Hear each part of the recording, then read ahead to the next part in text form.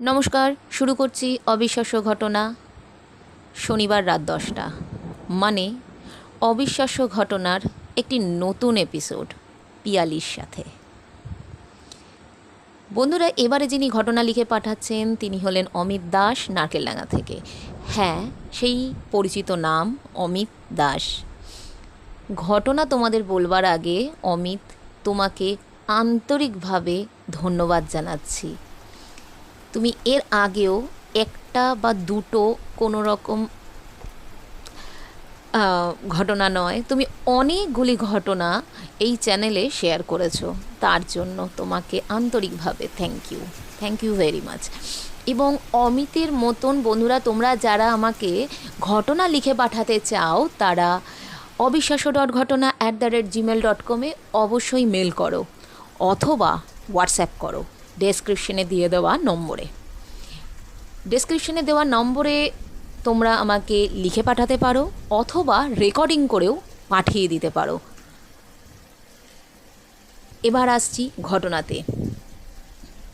অমিত আমাকে যেভাবে লিখেছে বা আমাকে যেভাবে বর্ণনা করেছিল, আমি তার ওপরে ঘটনাটি বলছি। দিদি, আমার সাথে ঘটা কোনো ঘটনা নয়। এই ঘটনাটি ঘটে আমার এক বন্ধুর সাথে। বন্ধু যে ঘটনাটি বলেছে তার স্বচক্ষে দেখা ঘটনা। একটু তোমাকে পরিষ্কার করে বুঝিয়ে দিই। আমার বন্ধু আকাশের সাথে আমার আলাপ বাগুইহাটির এক কোচিনে। সেই কোচিনে আকাশ, তার সাথে আমার ফ্রেন্ডশিপটা মোটামুটি ভালোভাবেই গভীরতায় পৌঁছাতেই একদিনকে আমরা চায়ের দোকানে আড্ডা দিতে দিতে ভূতের নানা রকম আলোচনা, নানা রকম কিছু এক্সপিরিয়েন্স শেয়ার করতে থাকি। এমন সময় আকাশ বলে ওঠে যে এরকম ঘটনা আমার চোখের সামনে আমারই এক বন্ধুর সাথে ঘটেছে, শুনলে অবাক হয়ে যাবি। বলে আমি ওকে সঙ্গে সঙ্গেই ধরি যে কি হয়েছে বল।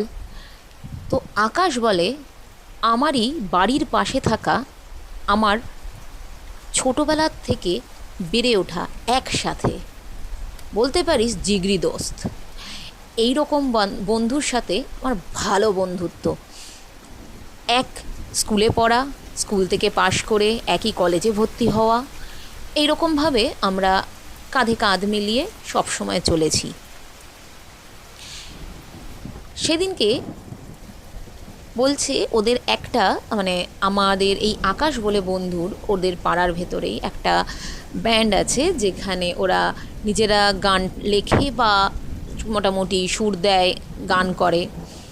তো এইটা বেশিরভাগই খোলা আকাশের নিচে একটা পরিবেশ পেয়ে বেশ সুন্দরভাবে এটাকে পরিচালনা করা একসাথে করে ওরা। এটা করে ওরা কাদাপাড়ার লেকে। এইখানে গোটা 4 থেকে 5 জন বন্ধু একসাথে কাদাপাড়ায় যায়। সেটা হচ্ছে ফেব্রুয়ারি মাস। একটু বলে নিই তো দিদি তোমাকে, এইখানে মানে কাদাপাড়ার লেকের কাছে আরেকটি বন্ধু থাকে। সেইখানে মনে করো রাত্রিবেলায় বাবা মা না থাকলে যেমন হয়, বন্ধুবান্ধবকে নিয়ে একসাথে থেকে স্টাডি করবে বলে আরও 4-5টা বন্ধু আসে এবং সেইখানে রাত্রিবেলায় শোয়ার আগে মানে ওই 8টার পর লেকে যায়।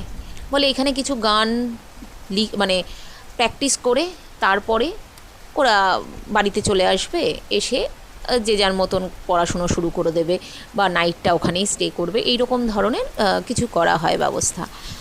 তো যে যার বাইক নিয়ে ওরা কাদাপাড়া লেকে যায় এবং কাদাপাড়ার একটা জায়গায় ওখানে আছে ঠিক 11-12 নম্বর স্থান ওটাকে বলা হয়, বা বলতে পারো ওর মাঝখানটাতে ওরা 4 থেকে 5-6 জন একসাথে বসে গিটার বাজিয়ে গানের প্র্যাকটিস করে বা শুরু করবে। এরকম সময় পরিবেশটা ভালো ঠান্ডা, যেহেতু লেকের পাশে, 8টা বেজে গেছে। খুব ঠান্ডা না হলেও ঠান্ডা আছে, এবং একটা গাছতলায় বসে ফুরফুরে হাওয়া দিচ্ছে।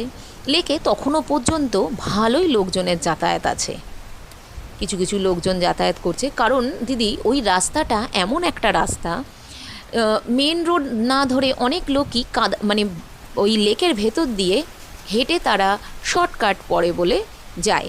সুতরাং ওই লেকের ভেতরেও অনেকে যাতায়াত করতে পারছে। এরকম ভিড়টা না হলেও কিন্তু ল্যাম্পপোস্টের আলোতে ভালো মতন যাতায়াত করার দেখতে পাওয়া যায় যে কতজন লোকজন আছে। বন্ধুরা তিন করে 3জন এদিকে 3জন ওদিকে করে বসে পড়ে।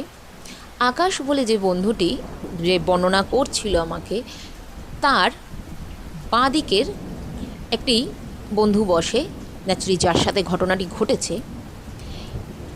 হঠাৎ কোথাও কোনো কিছু নেই, ওদের ওপরে যেন মনে হলো কতগুলো বৃষ্টির মতন জলের ছেটা পড়তে শুরু করে। ফেব্রুয়ারি মাসে ঠান্ডা, মেঘ তো নেই আকাশে, তাহলে জলের ছেটা কোথা থেকে পড়লো? সাধারণ 1 ফোঁটা কি 2 ফোঁটা জল নয়, বা 3-4 ফোঁটাও জল নয়, বেশ অনেকগুলো জলের ফোঁটা একসাথে একটা হাওয়ার ঝোঁকাতে পুরোপুরি গায়ের ওপরে টপ টপ টপ টপ করে পড়তে শুরু করে দেয়। সবই আকাশ ওরা ভেবেছে যে হয়তো বৃষ্টি এলো, এখান থেকে উঠে পড়তে হবে। এইটা ভাবার জাস্ট চিন্তাই করেছে। এর মধ্যেই পিছনে থাকা যে লেকটা, ওর মধ্যে একটা বেশ বড় পাথরের একটা ডালা এসে যেন পড়লো, বা পাথরের টুকরো ওর মধ্যে ধপ করে গিয়ে পড়লো। যেমন জলে একটা পাথরের টুকরো যদি পড়লে যেমন করে চুপুস করে আওয়াজ হয়, বেশ ওরকম ধরনের মনে হলো কেউ পাথর ছুঁড়ে মারলো। খুব অবাক্যর বিষয়, ল্যাম্পপোস্টের আলো তো স্পষ্ট দেখতেই পাওয়া যাচ্ছে কোথাও কেউ নেই, কিন্তু পুকুরের ভেতরে বা ওই লেকটার মধ্যে কোথাও থেকে যেন পাথর পড়েছে ছোট ছোট। এমন অবস্থায় দেখতে গিয়ে আকাশ দেখে ওর বাঁ দিকে বসে থাকা বন্ধুটা নেই। ওখানে নেই। আর বাদবাকি আরও 2-3জন যারা ছিল, ওখানে মনে করো দিদি 5 জন যদি হয়ে থাকে তাহলে একজন চলে গেছে, বা 6 জন বন্ধুরা একসাথে ছিল, ওরা ওখান থেকে একজন হঠাৎ করেই গায়েব। নেই কোথাও নেই। সবাই হঠাৎ করে বলল, আরে ও কোথায় গেল? বলে, দিদি আমি বন্ধুটার নাম তোমাকে জানাচ্ছি, কিন্তু বা তুমি অন্য কোনো নাম দিয়ে তাকে নামটা দিও, আমি ওই বন্ধুটার নাম প্রকাশ করছি না। হঠাৎ ও নেই।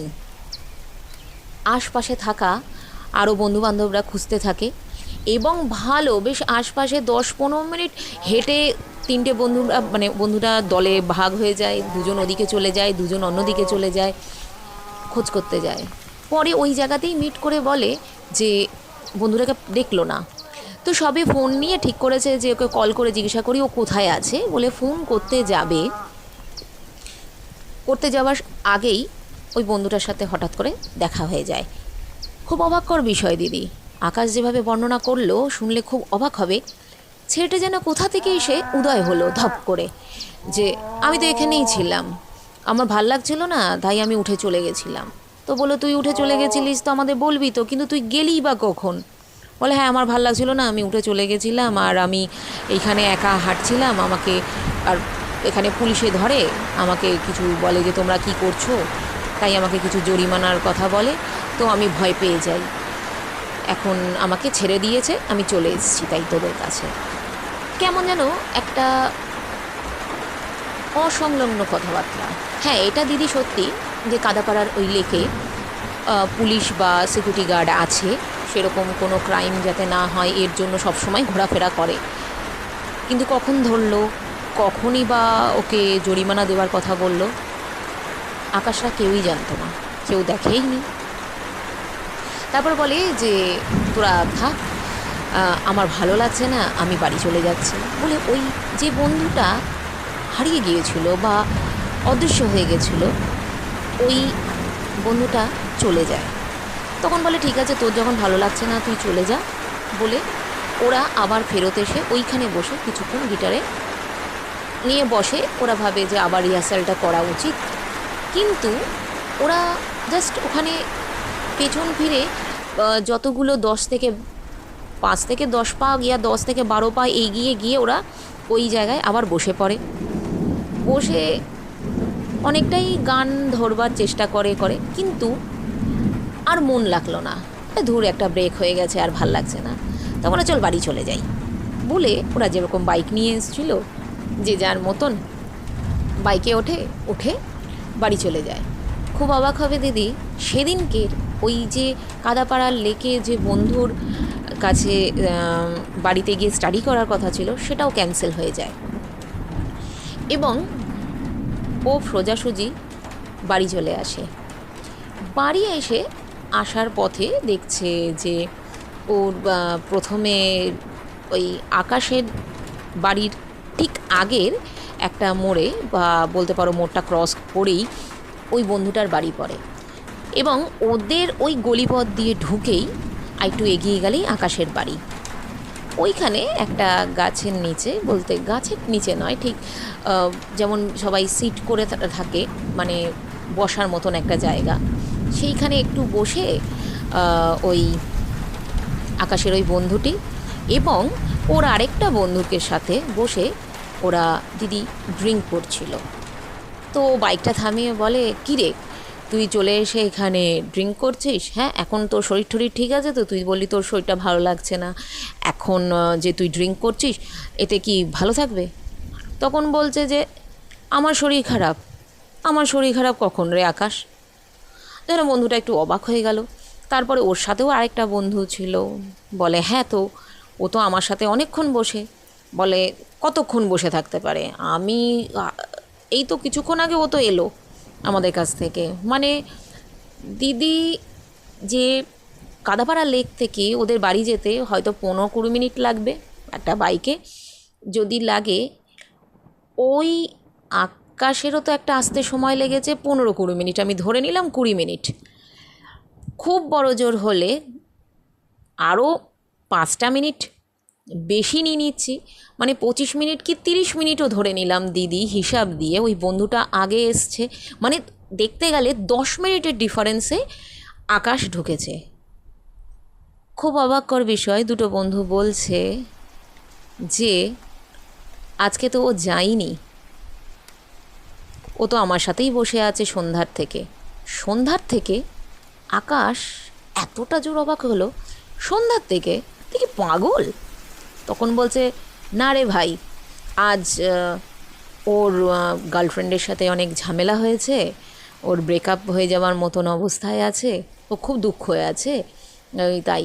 তখন বলে দেখ, বিশ্বাস না হলে তুই আমার গার্লফ্রেন্ডের সাথে কথা বল, আমি 2 ঘন্টা ধরে এইখানেই বসে আছি এবং আমি এরই সাথে কথা বলছি এবং ড্রিঙ্ক করছি, আর এই আমার ভাই সম্পূর্ণটাই আমার প্রমাণ আছে।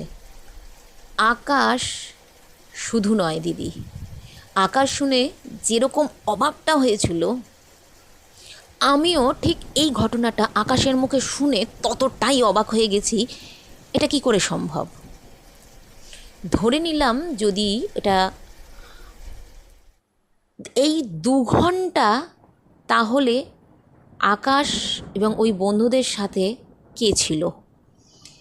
ওই 2 ঘন্টা যদি ওর গার্লফ্রেন্ডের সাথে এই বন্ধুটা গল্প করতে পারে এইখানে বা ড্রিঙ্ক করছে ওরা যদি একসাথে, তাহলে কাদাপাড়ার লেকে পাশে বসে থাকা বন্ধুটা কে? আরেকটা জিনিসও তখন আকাশ ওকে ঘুরে বলে, তোর সাথে আজকে আমরা ফটো তুলেছি, আমাদের গ্রুপে ফটো আছে, দেখ তুই ছিলি। বলে নাকি দিদি ওই ফটো যখন ক্যামেরায় খোলা হয় মোবাইলে, দেখছে কাঁধে হাত আছে, তলায় মানুষটা নেই। আকাশ বলছে এই ঘটনাটা আমাদের সাথে যখন ঘটে আমরা এতটা ভয় পেয়ে যাই, সেটা তো বাবা মাকে বা আশপাশের লোকজনকে একটু দেখানো হয়েছে, কিন্তু বলে এইরকম ঘটনা ফটো মোবাইলে রাখার থেকে ডিলিট করে দেওয়া ভালো। দিদি, আমি অবশ্য এই ফটোটা দেখিনি, আমি যদি আকাশের কাছে কোনো সময় দেখতে পাই, কারণ আকাশ এই কথাটা তখনই বলেছিল যে এটা ডিলিট হয়ে গেছিলো বা ডিলিট ছিল না। এবার আমি তোমাকে এইটা কনফার্ম বলতে পারছি না ও ফোনে ডিলিট করে দিয়েছে কি ডিলিট করেনি, কারণ ওকে বলেছিল এই ফটো মোবাইলে রাখা ভালো না। থাকলে কোনো সময় তোমাকে আমি দেখাবো, আর না থাকলে তো আগে থেকেই সরি। অবাক হয়ে গেছে তলায় মানুষটা নেই দেখে, এটা কি করে সম্ভব? এটা তো গেল সেদিনকার ঘটনা। তারপরে আকাশ বাড়ি ফেরে, ভয়টা আকাশের ভেতরে বসে যায়। এই ঘটনার থেকে সেদিন রাত্রিবেলায় আকাশ হয়তো ভয় পায়নি, কিন্তু চমকে উঠেছিল বা কিছু তো হয়েছিল। বলে সেদিন রাতের থেকে আকাশের ধুম জ্বর আসে। অনেক পরে অনেক কিছু করে, মানে মন্দিরে গিয়ে জলপোড়া খেয়ে মায়ের ফুল রেখে আকাশ সুস্থ হয়। এটা গেল তো আকাশের ঘটনা। এখানেই যদি ঘটনাটা বন্ধ হয়ে যেত তাহলে একটা কিছু ঠিকঠাক ছিল না। আকাশ তো সুস্থ হয়ে গেল, তারপর আকাশের বন্ধুর কি হলো? আকাশের যে বন্ধু ছিল, দিদি খুব ভালো ফুটবল খেলতো। ওরা ফুটবল প্র্যাকটিস করতে এই কাদাপাড়াতেই আসতো, খুব ভালো ফুটবল খেলতো। হঠাৎ করে আকাশের ওই বন্ধু বলতে শুরু করে, আমার যখনই আমি রাতে ঘুমাই, কি যেন আমার বুকের ওপরে বসে থাকে। ঘুমানোর সাথে সাথে আমি যেন নিঃশ্বাস নিতে পারি না, আমার দমটা আটকে আসে। আমার যেন মনে হয় আমার হৃদয়টাকে কেউ যেন থেতলে দিতে চাইছে। আমার যেন কি একটা অবস্থা হয়ে আমি যেন তাকিয়ে পড়ি। সবাই ইয়ার্কি মেরে বলতে থাকে যে ধুর, তোর গার্লফ্রেন্ডের চিন্তা করছিস বলে তোর হার্টের এই অবস্থা হচ্ছে। না, এটা হতে পারে না। এই কথা ওই বন্ধুদের মাঝখানে বলেছিল, এবং পরবর্তীকালে মানে কিছুদিনের মধ্যে ওর গার্লফ্রেন্ডও ঠিক পুরনো রিলেশনের মধ্যে আবার ফেরত চলে আসলে কি হবে? হঠাৎ করেই একদিন শোনা যায় যে ওর বাঁ সাইডটা পুরোপুরি প্যারালাইজড হয়ে গেছে। ও বিছানা থেকে আর উঠতে পারছে না, সম্পূর্ণভাবে শয্যাশায়ী হয়ে যায়। এবং ওকে সুস্থ করবার জন্য ওর বাবা মা অনেক কিছু করে, মানে তাবিজ কবজ, ওঝাবাড়ি, অনেক কিছু করে। ওখান থেকে কানাঘুষ হয়ে আকাশ শোনে ওকে কোনো জিনে ধরেছিল, এবং যখন ও কোনো জায়গায় থাকতো, হয়তো গার্লফ্রেন্ডের সাথে কথা বলছে বা কোনো জায়গায় ওই মানে নিজের মধ্যে বিজি থাকতো, ওই জিনটা ওর জায়গায় ওর বন্ধুদের মাঝখানে এসে যেত। আকাশের সাথে সেদিন যে সময় কাটিয়েছিল দিদি, এইটা সেই জিনটা নয় তো? এইটা আকাশেরই প্রশ্ন। কে জানে সেদিন ওটা কে ছিল? এটা চায়ের দোকানে আড্ডা দিতে দিতে যখন আমাকে বলেছে, আমিও অবাক হয়ে গেছি। তাহলে সেদিন কে ছিল? আর এই ঘটনাটা সম্পূর্ণভাবে শুরু হয়েছিল আকাশ যেদিনকে সুস্থ হয়ে ওঠে, তারপর থেকে ওর বন্ধুর সাথে এই ঘটনা ঘটে। আমি পরবর্তীকালে জিজ্ঞাসা করি যে আকাশ, তোর এই বন্ধুর অবস্থা কীরকম? বলে, আমরা ওই পাড়াটাকে ছেড়ে আজ অন্য জায়গায় চলে এসেছি। মানে ওদের ফ্ল্যাটটা ওখান থেকে ছেড়ে অন্য জায়গায় চলে আসে। ওই পাড়াতে আমার আর যাওয়া হয়নি। বলবো কোনো দিন, একদিন যাব, দেখব কি হয়েছে, তারপর জানাবো। দিদি, এইটুকুই ছিল আমার ঘটনা আকাশের কাছ থেকে শোনা। যদি কোনো সময় জানতে পারি ওই প্যারালাইসিস হয়ে যাওয়া ছেলেটি কেমন আছে, তোমাকে অবশ্যই জানাবো। তো অমিতের এই যে একটি জিনের ওপরে বলা ঘটনা, বা ও যে সংগ্রহ করা যে ঘটনা তুমি করেছো, খুব সুন্দর একটা জিনিস জানতে পারলাম যে মানুষের বদলে সে গিয়ে তার বন্ধুত্বের জায়গাটাকে বোঝে। এটা আমিও শুনে খুব অবাক হয়েছি। জানি না শ্রোতা বন্ধুরা কতটা বিশ্বাস করবে। এটি আমি আমার শ্রোতা বন্ধুদের সকলের ওপর ছেড়ে দিলাম। বিশ্বাস করা আর না করাটা সম্পূর্ণটাই বন্ধুরা তোমাদের। আজ তবে এইটুকু। ফিরে আসবো সামনের শনিবার আরও একটি সুন্দর নতুন পর্ব নিয়ে। নমস্কার। শুরু করছি